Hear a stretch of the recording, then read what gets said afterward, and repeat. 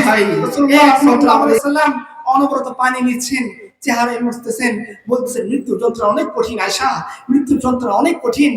ওই মুহূর্তে, যে মুহূর্তে মানুষ পুরো দুনিয়া ভুলে যায়, ওই মৃত্যুর মুহূর্ত, যে মৃত্যুর যন্ত্রণা শুরু হলে মানুষ তার বাচ্চার কথা ভুলে যায়, মানুষ তার বউয়ের কথা ভুলে যায়, মানুষ তার চাকরির কথা ভুলে যায়, মানুষ তার তিলে তিলে গড়া সম্পদের কথা ভুলে যায়।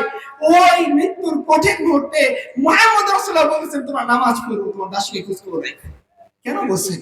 এই অধম, এই নাদান, এই বদবক যারা মুহাম্মদ রাসূলুল্লাহকে গুরুত্ব দেয় না, কার্ল মার্ক্সের নামে তাকবীর দেয়, যারা মিশেল ফুকুর নামে তাকবীর দেয়, যারা রুশোর নামে তাকবীর দেয়, আব্রাহাম লিঙ্কন নামে তাকবীর দেয়, তারপর এদেরকে ধরে ধরে আল্লাহ রাসূল সাল্লাল্লাহু আলাইহি ওয়াসাল্লাম এক্সাম্পল দিচ্ছেন, মনে করো তোমরা জাহান্নামের কিনারে দাঁড়িয়ে আছো আর আমি কোমর ধরে তোমাদের টানতেছি, কোথায় যাইতেছো, কোথায় যাইতেছো, কোথায় যাইতেছো? এই যে এত পরিশ্রম, এত কষ্ট। আরে রাসূল সাল্লাল্লাহু আলাইহি ওয়াসাল্লাম আল্লাহ তাআলা বলেন, হে মুহাম্মদ তুমি যদি চাও উহুদ পাহাড় পুরোটাই স্বর্ণে পরিণত করে দিব। আল্লাহ সুবহানাহু ওয়া তাআলা আমি চাই না আমার উম্মতের কি ফয়সালা হবে। আল্লাহ চান নাই, যদি চাইতেন আল্লাহ তাআলা সুলাইমান আলাইহিস সালামের চেয়েও বড় বাদশা আল্লাহ তাআলা তাকে দান করতেন। কেন ত্যাগ করেছেন? আমাদের জন্য, আপনাদের জন্য, দিনকে পৌঁছে দেওয়ার জন্য। তাইফে চলে যান, শুধু নির্যাতন পাবেন। বদরে চলে যান, যুদ্ধ বিগ্রহ পাবেন। উহুদে চলে যান, কুরবানি পাবেন। হুনাইনে চলে যান, আচমকা আক্রমণ পাবেন।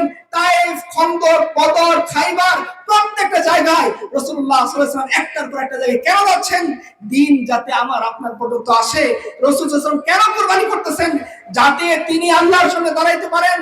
আল্লাহ রাসূল সাল্লাল্লাহু আলাইহি ওয়াসাল্লাম নিজ জবান দিয়ে বলেছেন, শুনে রাখেন, যে প্রত্যেকটা আমার পূর্বে যত নবী ছিল তাদেরকে যা কষ্ট দেওয়া হয়েছে আমাকে এর চেয়ে বেশি কষ্ট দেওয়া হয়েছে। কেন কষ্ট পাইছেন রাসূল? আমাদের জন্য।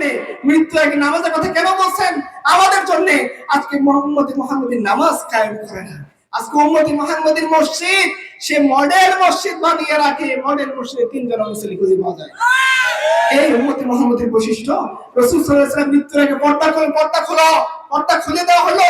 তিনি দেখলেন আবু বকর সিদ্দিক রাদিয়াল্লাহু আনহুর ইমামতিতে তার গোটা উম্মত ঐক্যবদ্ধ নামাজ পড়তেছে।